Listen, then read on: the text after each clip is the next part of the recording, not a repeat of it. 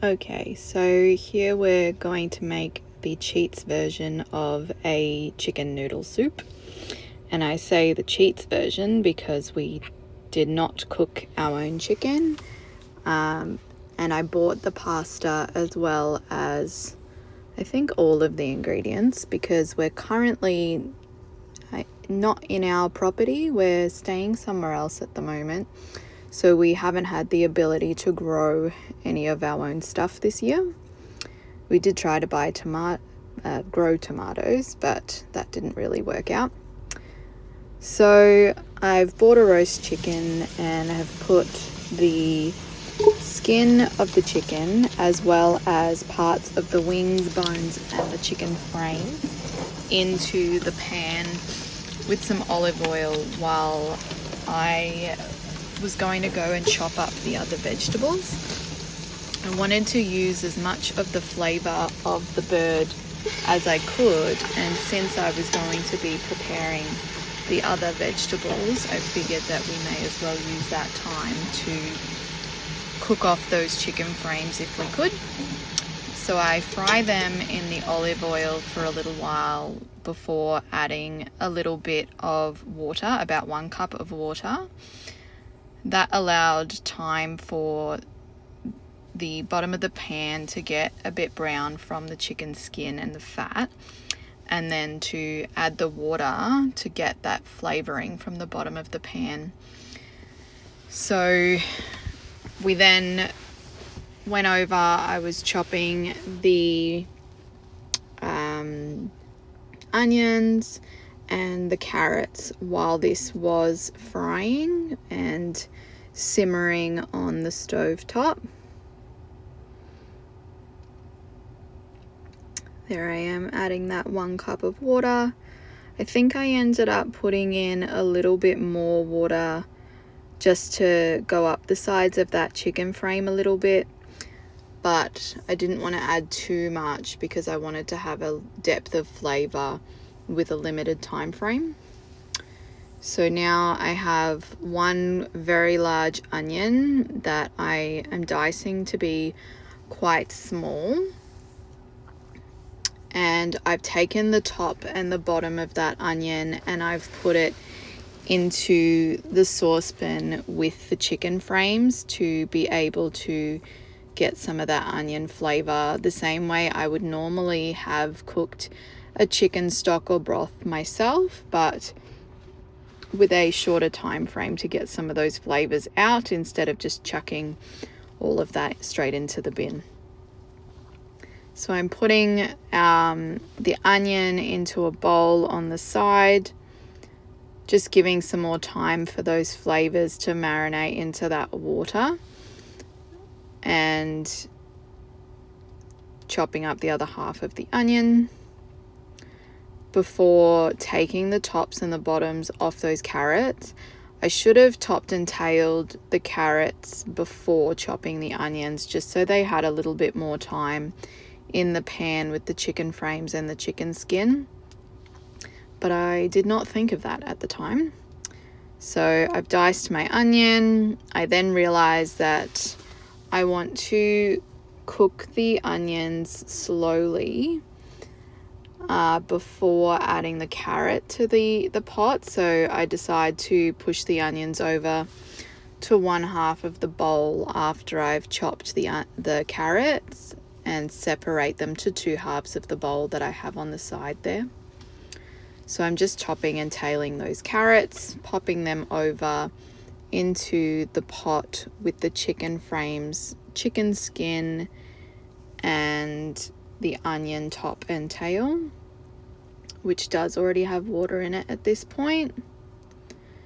So it's been simmering away for about 5 minutes now whilst I have been doing all of this and getting as much of those flavors into the small amount of water that I've popped in that pot. I also dice the carrot to be quite small because it is a soup. So we want the carrot to cook quickly, but also don't want it to be too large and chunky when you're having it in a soup. That's our preference anyway. So I make sure to have those be a small size. This is where I've just realized I need to push over those onions because I want to cook those separate to the carrots, and that's so that I can get different depths of flavor out of each of these ingredients. Even though it is the cheats version and I've bought the roast chicken and a lot of these ingredients, I still can get as much flavor out of them as possible in the limited amount of time it took to make this. I think the whole process took about half an hour to make this soup, and the longest part was cooking those carrots. So I could have put them in another like fry pan with a little bit of olive oil and let them cook separately whilst I was cooking the onions and while I was dealing with these chicken frames, and then the soup probably would have only taken 20 minutes or less to actually put together. I would have put them separate to the onions because the onions I wanted to cook a certain way and I didn't want the carrots to be cooked the same way. Steaming the carrots or even just frying them a little bit to get them a bit brown would have been okay, but I didn't want them in with my onions at the beginning. So none of this isn't a recipe, this has just all been made up on the spot. So I did end up putting 1 large onion, 1 whole chicken frame. I used the meat off of 1 whole roast chicken, the skin off of 1 whole roast chicken, and I ended up dicing 4 medium to large size carrots. And that's just what we like to include in our chicken noodle soup.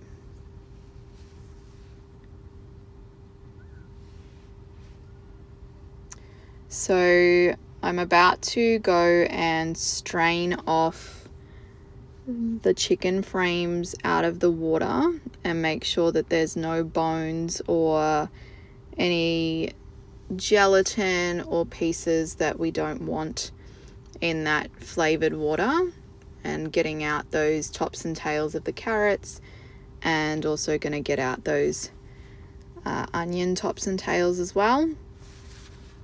So I was just checking on it a bit first. You can see that the color is really rich, so there's quite a depth of flavor in there even in that limited time.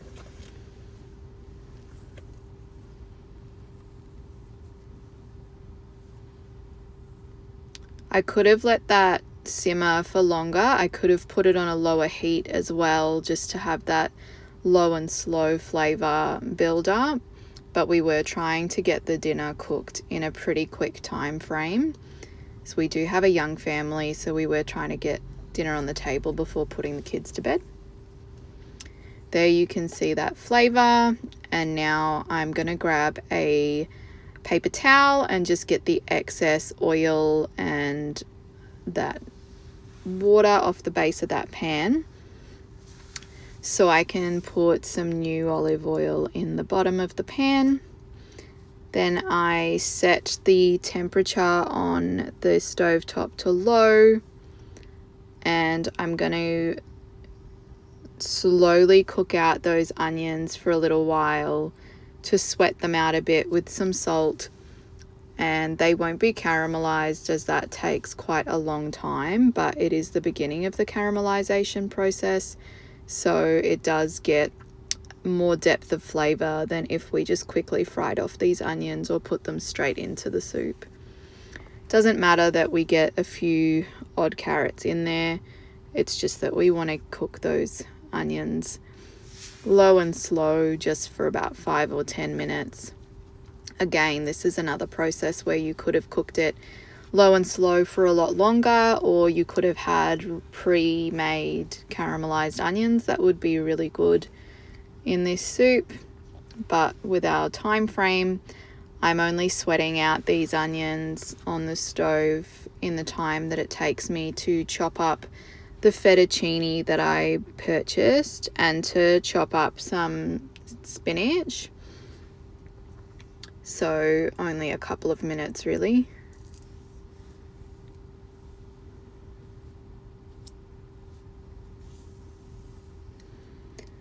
So while the onions are slowly cooking, this is just some whole egg fettuccine that we bought from the supermarket just so that it would cook quickly, and it's a type of pasta that we really enjoy eating. So I decided that would be a nice quick way to add some pasta noodles to the soup, but to allow the soup to still be quick to cook. So I'm now just chopping those up into smaller bite-sized pieces. I'm not paying too much attention to make sure they're all uniform. Some of them are a bit larger than others, but just so that they are soup-sized, so they're a little bit easier to eat.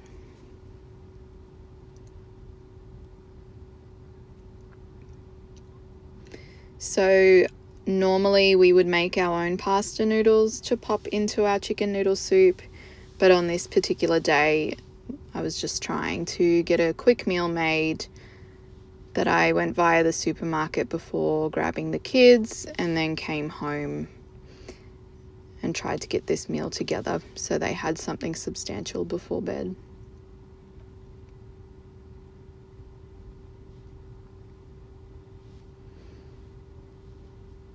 So once those noodles are all chopped up, I will grab the spinach out, give that a quick chop, and then go back over to check my onions and see if their color has changed at all.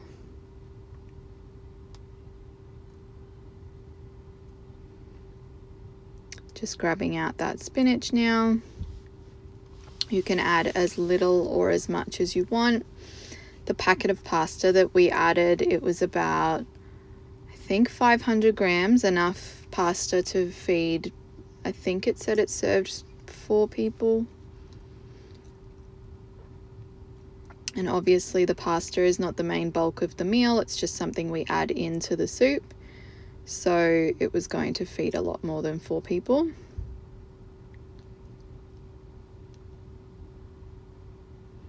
So just checking back on my onions, giving them a bit of a stir.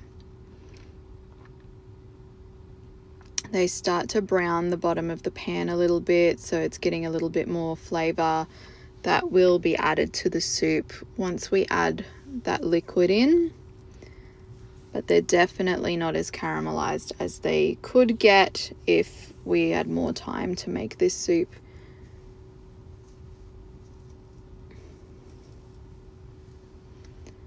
So once they've sweat down a little bit and started to change their color, I add some garlic. You could have homegrown garlic that's just diced or minced. Again, we haven't set up our gardens yet. We haven't been able to grow this season, but have plenty of minced garlic in our fridge ready for cooking.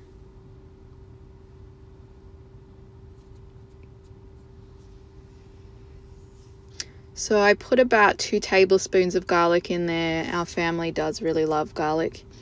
You could probably put about a teaspoon of ginger in there as well, as the soup has quite a strong flavor. There's a lot of depth of the chicken, so you won't taste the ginger, but the ginger will be good for health and well-being, as chicken noodle soup is usually a great cold weather food, and we do have a few people in the family with cold and flus at the moment, so it would have probably been smart for me to add, but I did not add that this time. Once the onions got a bit more brown, I added the diced carrots and fry them off a little bit in the olive oil that was there for the onions. I give that a bit of a stir and leave those to cook off for a little bit.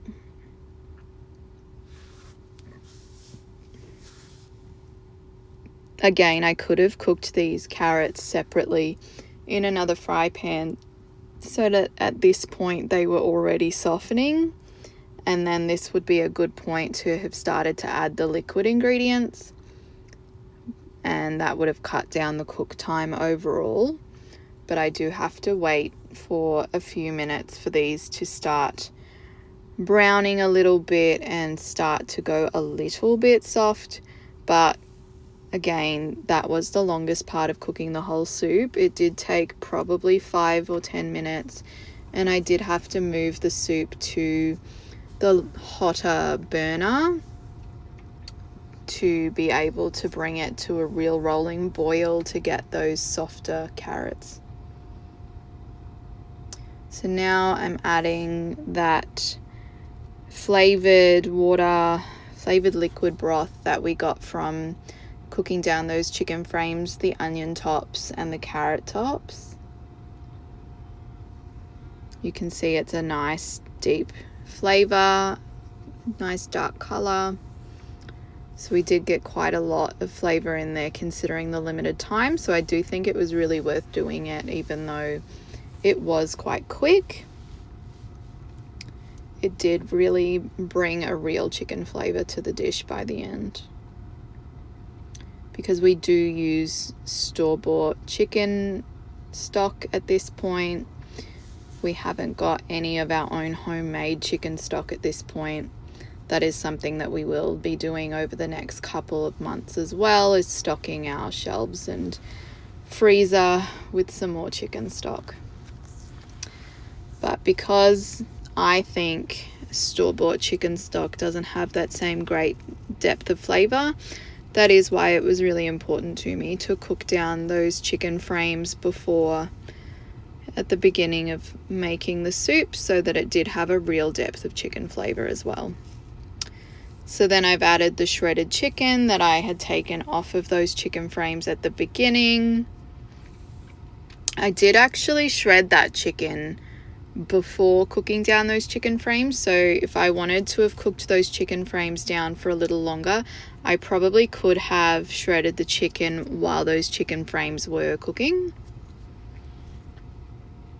And then I realized that I need to go grab another chicken stock, so I've just added 4 cups of chicken stock, and I'm about to add another 4 cups, so it ends up being about 8 cups, or quite a fair bit of liquid in there. And I've just added that first round of chopped spinach, so now I've gone back to chop up some more to add a bit more in there, because once it wilts down it doesn't look as bulky, and we do like to have some spinach in our diets to keep us healthier.